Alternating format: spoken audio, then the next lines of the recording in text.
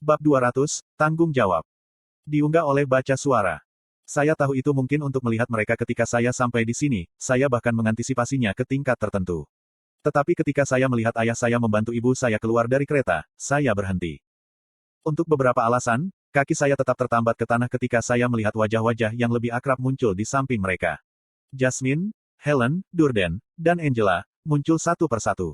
Seluruh tim masih terlihat sama, hanya saja, mereka merindukan Adam. Orang tua saya dan tanduk kembar semuanya mengenakan ekspresi lelah dan suram yang sama yang cocok dengan penampilan mereka yang berantakan saat mereka berjalan dengan susah payah melewati gerbang di samping kereta mereka. Tutup gerbangnya. Seorang prajurit meraung, mendorong gerbang yang menjulang tinggi untuk menutup di belakang gerbong terakhir. Semakin banyak pekerja berseragam mulai menuju kereta. Beberapa melonggarkan binatang buas menarik kereta dan membawa mereka pergi untuk diberi makan sementara yang lain berbaris dan mulai melewati persediaan kotak dalam garis untuk disortir. Seorang tentara yang membawa buku catatan mulai berbicara kepada pengemudi kereta yang lebih dulu masuk. Membawa mana ke telingaku, mudah untuk mendengar percakapan mereka bahkan di tengah keributan orang-orang yang berkumpul. Ada 2 gerbong yang kurang dari yang dilaporkan tersisa dari Black Band, kata prajurit itu dengan kasar.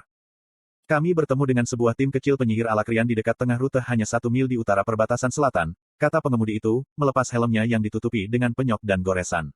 Kehilangan 2 gerbonganku ke para bajingan itu. Penjaga itu melihat ke belakang lelaki kurus yang diajaknya bicara itu, mempelajari kereta-kereta dan kemudian menghela napas tajam. Setelah gerbong diturunkan dan orang-orangmu bertanggung jawab, datanglah ke tenda utama. Anda harus melakukan debrief penuh. Petik 2. Sopir itu tidak menunggu, sudah mulai menumpahkan lapisan sirahnya yang usang, menjatuhkannya ke tanah, sebelum berjalan kembali ke gerbongnya. Fakta bahwa kepala ekspedisi ini berbicara tentang diserang seolah-olah itu adalah kejadian umum yang mengirim rasa sakit yang tajam ke dada saya. Tanpa pikir panjang, aku membajak jalan melalui kerumunan, menyingkirkan laki-laki 2 kali tinggi dan berat badan saya dengan mudah sebelum berhenti tepat di depan orang tua saya. Aku takut sesaat ketika mataku tertuju ke mata mereka. Kami telah berdamai tetapi hubungan saya dengan mereka tidak lagi sama polosnya seperti dulu. Mulut ibuku terbuka karena terkejut, dan dia tampak seperti akan mengatakan sesuatu, tetapi pelapunya meleleh ke wajah, senyum lembut. Arthur, seru ayahku, menjatuhkan karung yang dia gantung di bahunya. Aku balas tersenyum. Hai, Bu. Hai ayah. Ayah saya memeluk saya yang tebal, mengangkat kaki saya. Ibuku dengan sabar menunggu ayahku melepaskan pelukannya sebelum dia memelukku. Senang melihatmu baik-baik saja, bisiknya, wajahnya menempel di dadaku. Dia ditutupi lapisan debu dari perjalanan dan dia mungkin tidak memiliki mandi yang tepat untuk sementara waktu tetapi dia masih mengeluarkan aroma akrab yang berbau seperti rumah. Kembar tanduk datang berikutnya, tidak bisa menunggu lebih lama lagi. Durden melepas jubah kotornya sebelum memelukku. Helen dan Angela meremasku erat-erat, mengatakan betapa aku telah tumbuh seperti kata bibi pada keponakan mereka setiap kali mereka berkunjung. Kamu jadi lebih besar, gumam Jasmine dengan setengah tersenyum saat dia mengacak rambutku. Melihat dia lebih pendek dariku dan dia harus terus melangkah untuk mencapai kepalaku membuat tindakannya tampak sedikit lebih lucu. Apakah kamu yakin kamu tidak hanya menjadi lebih kecil? Saya menggoda, menarik pelukan guru dan teman lama saya. Setelah melepaskan Jasmine, tubuhku berbalik, mengharapkan satu pelukan lagi, pelukan yang tidak pernah datang. Saat itulah aku benar-benar tersadar. Adam itu benar-benar pergi. Pengguna tombak Twin Horn yang kasar, dan sering mementingkan diri sendiri tidak akan pernah menembakkanku senyum sinis miliknya lagi. Sambil menggertakkan gigiku, aku tersenyum lagi dan kami berjalan bersama ke penginapan terdekat. Rumah jompo besar yang memiliki keberanian untuk memasang tanda yang mengiklankan itu adalah penginapan paling populer untuk bermil-mil jauhnya hanya beberapa blok jauhnya. Karena penginapan itu berfungsi sebagai restoran dan bar juga, penginapan itu penuh dengan pekerja dan tentara yang mengisi ulang diri mereka sendiri dan menjauh dari hawa dingin yang semakin memburuk saat hari semakin gelap. Ini tombak dalam daging. Di sini, di penginapan saya. Oh my. Pemilik penginapan yang kebetulan bekerja di meja depan dengan seorang gadis muda yang jelas terlihat tidak nyaman menggeliat seperti anak anjing ketika ia mencoba menjabat tangan saya, menandatangani formulir kami dan memanggil pelayan untuk meja semua pada saat yang sama. Aku hanya mencari makan malam yang tenang dan kamar untuk keluarga dan teman-temanku, kataku sambil tersenyum. Tentu saja, Jenderal Arthur. Kifes, bersihkan kursi teras di lantai atas. Cepatlah. Pria tua itu menyalak. Sepertinya ada beberapa manfaat dalam mengenalmu, Helen menimpali, menyikutku dengan siku. Durden menatap balik ke kerumunan yang sedang menunggu tempat duduk. Kami mungkin harus menunggu sebentar jika tidak. Petik 2. Kami dituntun ke tangga spiral ke balkon yang menghadap jauh dari tembok. Tidak ada apa-apa selain dataran datar di kejauhan, tapi itu masih pemandangan yang indah. Ada api yang berderak di tungku logam tepat di samping meja kami untuk kehangatan dan sudah sepiring roti hangat dan kaldu untuk kita mulai makan. Bagaimana kabarmu, Arthur? Tanya ibuku setelah kami duduk mengelilingi meja. Aku baik-baik saja, aku berbohong. Itu tidak sesederhana itu. Begitu banyak hal telah terjadi dalam rentang waktu yang kami tidak pernah bertemu satu sama lain, tetapi melihat ibu dan ayah saya tidak ingin memberi mereka sesuatu yang lebih untuk dikhawatirkan. Ibuku menua secara signifikan sejak terakhir kali kami bertemu. Dibandingkan dengan kehidupan nyaman yang ia miliki di Sirus, berada di jalan dengan kemungkinan ancaman kematian menjulang di setiap sudut berarti kecantikan dan manajemen diri tidak dianggap sebagai prioritas. Ayah saya masih memotong pendek rambutnya, tetapi sekarang juga memakai janggut penuh yang menutupi sebagian besar wajahnya di bawah hidungnya.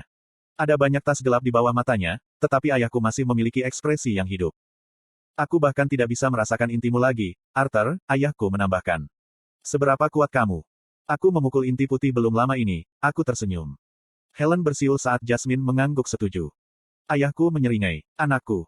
Ketika makanan datang dan semakin banyak kami berbicara, semakin nyaman semua orang. Ibu saya mulai lebih banyak tersenyum, bahkan menegur ayah saya ketika dia membuat lelucon kasar, seperti dulu. Ternyata orang tua saya masih berhubungan dengan Ellie. Tidak sesering yang mereka inginkan, tapi setiap perjalanan ke tembok dan kembali ke Black Band City, mereka akan pergi keluar dari jalan mereka untuk mengirim transmisi ke kastil. Betulkah? Saya menjawab, menggigit sepotong ikan bakar. Ellie tidak pernah memberitahuku tentang itu. Kakakmu dalam tahap pemberontakannya, desa ayahku, mendorong roti yang direndam kaldu di mulutnya. Dia hanya menjawab dengan, aku baik-baik saja, atau aku hidup, sebagian besar waktu, tambah ibuku, khawatir dengan suaranya. Dia baik-baik saja, kan? Dia makan enak, dia berteman. Petik 2. Saya meletakkan garpu saya. Jika kamu begitu khawatir, kenapa kamu tidak mengunjungi kastel? Saya yakin itulah yang diinginkan Ellie. Petik 2. Keamanan ke dalam istana semakin ketat baru-baru ini. Hanya kepala dan di atas yang memiliki akses ke gerbang teleportasi ke sana, dan bahkan mereka hanya dapat pergi untuk urusan resmi, Helen menjelaskan, menyeka mulutnya dengan kain. Aku bisa membawamu sendiri. Sylvie tidak bersamaku, tapi kita bisa pergi ke Black Band dan mendapatkan izin untuk melakukan lompatan ke kastil, jawabku, berharap. Orang tua saya saling memandang sejenak sebelum melihat kembali ke saya. Ibu saya berbicara dengan nada meyakinkan. Moda transportasi baru akan dibangun di bawah tanah. Setelah itu dibuat, kami akan dapat lebih sering mengunjungi Anda dan Ellie. Petik 2. Itu bagus dan bagus, tapi aku sudah mendengar laporan bahwa perjalanan dari Black Band ke sini semakin berbahaya. Ellie khawatir tentang kalian. Saya khawatir tentang kalian. Petik 2. Iklan. Ibuku mengangguk. Aku tahu, dan aku tidak menyalahkan kalian jika kamu menganggap kami sebagai orang tua yang jahat karena melakukan ini, tetapi kami memiliki tugas kami di sini. Teman-teman, itu butuh bantuan kami. Petik 2. Bukan hanya bebanmu, ada tentara lain yang bisa menggantikanmu. Suara saya keluar lebih tajam dari yang saya maksudkan. Ada keheningan di sekitar meja ketika Angela tiba-tiba muncul. Oh sayang, Helen, kami tidak pernah mengambil barang-barang kami dari kereta. Petik 2. Ekspresi kebingungan melintas di wajah pemimpin itu sebelum dia menyadari apa yang dilakukan Angela. Ya, mari kita dapatkan sebelum dicuri. Ayolah teman-teman. Keduanya menyeret Durden dan Jasmine pergi bersama mereka. Angela menoleh ke belakang dan menatapku dengan penuh arti sebelum menghilang. Apakah tukang sulap ingin menghindari ketegangan yang diatur dalam tabel ini atau hanya memberi keluarga kami sedikit privasi? Saya tidak tahu. Ibuku memotong, suaranya serius. Arthur, tanggung jawab kami di sini mungkin bukan pada skala apa yang Anda lakukan sebagai tombak, tetapi ayah Anda dan saya percaya apa yang kami lakukan adalah demi memenangkan perang ini lebih cepat. Petik 2. Kau menempatkan dirimu dalam bahaya, desahku. Semua orang dalam bahaya selama perang. Kamu juga, Arthur, jawab ibuku tanpa henti. Darahku mendidih dan aku harus berkonsentrasi mengendalikan mana. Ya, tapi aku bisa mengatasinya. Ayah saya menamparkan peralatannya di atas meja, menggambar tatapanku. Apakah kamu menyadari betapa munafiknya dirimu? Jadi kau bilang tidak apa-apa untuk menempatkan dirimu dalam bahaya, selama Ellie, Alice dan aku dikunci di tempat yang aman. Meninggalkan tanggung jawab kita pada kerajaan kita. Petik 2. Aku berjuang perang ini untuk melindungi kalian semua, tapi aku tidak bisa berada di samping kalian sepanjang waktu. Bagaimana jika sesuatu terjadi pada Anda atau ayah, sementara saya sedang dalam misi? Bahkan Ellie, dia sangat asyik berlatih karena dia ingin bergabung dengan kalian. Bagaimana jika dia mati juga, seperti Adam? Petik 2. Cukup, Arthur, bentak ayahku. Dia bangkit dari tempat duduknya dan menatapku dengan tajam. Menjaga keluarga saya aman adalah prioritas saya, tetapi saya juga ingin keluarga saya hidup bahagia. Itu sebabnya kami melakukan ini. Dicaten mungkin bukan satu-satunya rumahmu, Arthur, tapi itu satu-satunya rumah yang kita tahu dan jika itu berarti mati sehingga Ellie dapat hidup dengan masa depan yang lebih baik, maka jadilah itu. Petik 2. Ayah saya pergi dan ibu saya mengikuti. Dia menatapku dengan serius tetapi tidak mengatakan apa-apa saat aku duduk sendirian dalam keheningan. Bangun dari kursi saya meraih jubah saya dan mengeluarkan beberapa koin emas. Saya meninggalkan koin di atas meja dan terbang dari balkon. Pikiranku kacau dengan emosi, aku terbang cukup tinggi untuk melihat ke bawah ke dinding dan duduk di tepi gunung yang berdekatan dengan benteng. Aku membiarkan angin yang tajam menggigit kulitku, menahan rasa sakit ringan sebagai hukuman atas kata-kataku sebelumnya. Saya melakukan semua yang saya bisa untuk menghindari memikirkan kembali percakapan saya sebelumnya di penginapan. Saya ingin menembak beberapa binatang buas yang rusak tetapi sayangnya malam itu sunyi. Saya mulai menghitung obor di sepanjang dinding dan jumlah pemanah dan penyihir yang ditempatkan. Aku bahkan melihat sepasang tentara di belakang kotak pil kayu yang menghabiskan malam mereka sedikit lebih, bersemangat tidak mengharapkan siapapun melihat ke bawah di lantai tertinggi tembok dari atas. Setelah saya kehabisan hal-hal untuk dihitung, saya memperluas visi saya sebanyak yang saya bisa, mencoba merasakan makhluk manapun menuju ke dinding melalui malam yang tebal. Aku tidak merasakan makhluk manapun, tapi aku merasakan seseorang mendekatiku dari bawah. Anda di sana. Sebuah suara terdengar dari bawah beberapa menit kemudian. Sebuah tangan terangkat ke atas, memegangi langkan yang saya duduki. Aku menarik Jasmine di lengannya. Petualang itu bersandar di tebing gunung dan menarik napas sebelum berbicara lagi. Kamu harus menghormati mereka yang tidak bisa terbang. Saya tahu Jasmine berusaha yang terbaik untuk menjadi ringan hati. Aku tersenyum. Maaf tentang itu. Bagaimana saya bisa menemukan saya? Petik 2. Jasmine mengembung dengan bangga, yang terdengar lebih seperti mengi karena dia masih memulihkan diri. Jangan meremehkan mentormu. Saya berhasil tertawa. Saya tidak pernah. Kami berdua duduk diam untuk sementara waktu, menyaksikan malam semakin gelap. Sudah berapa lama kamu di Wall? Dia bertanya, menggigil.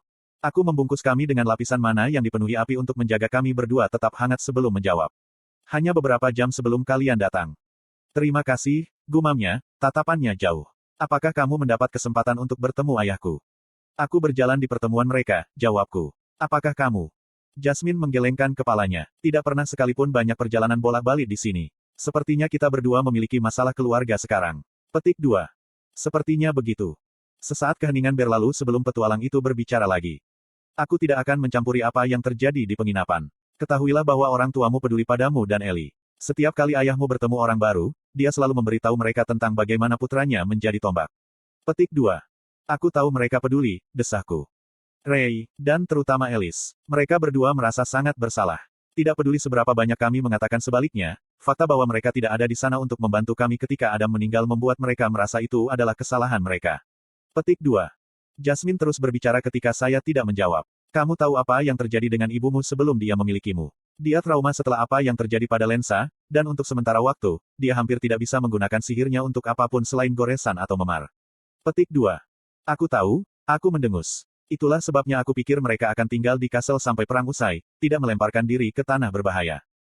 Jasmine meletakkan tangan di lenganku. Aku tidak yakin apakah ini masuk akal, tapi aku pikir apa yang mereka lakukan sekarang untuk berkontribusi dalam perang ini sama besarnya dengan diri mereka sendiri seperti untuk kamu dan Ellie. Mereka berusaha mengatasi kesalahan dan ketakutan masa lalu mereka sehingga mereka bisa menjadi orang tua yang lebih baik bagi Anda berdua. Petik 2. Aku tahu aku juga egois, aku mengakui. Tapi kupikir kita bertiga perlu waktu. Jangan biarkan hubunganmu dengan orang tuamu menjadi seperti aku dan keluargaku, katanya singkat. Aku yakin ada waktu ketika kita bisa berdamai, tetapi aku memilih untuk terus berlari dan kebanggaan ayahku membuatnya tidak menjangkau. Aku menoleh ke Jasmine, yang sedang duduk, memeluk lututnya. Dia sepertinya tidak berumur 1 hari sejak pertama kali aku bertemu dengannya kecuali matanya, yang bersinar lebih dalam dengan rasa kedewasaan.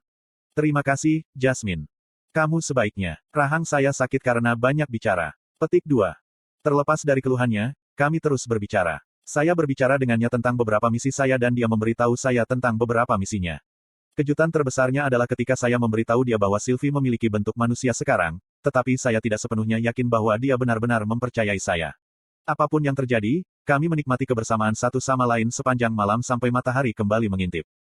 Aku harus kembali sekarang, kata Jasmine, bangkit berdiri. Apakah Anda perlu tumpangan?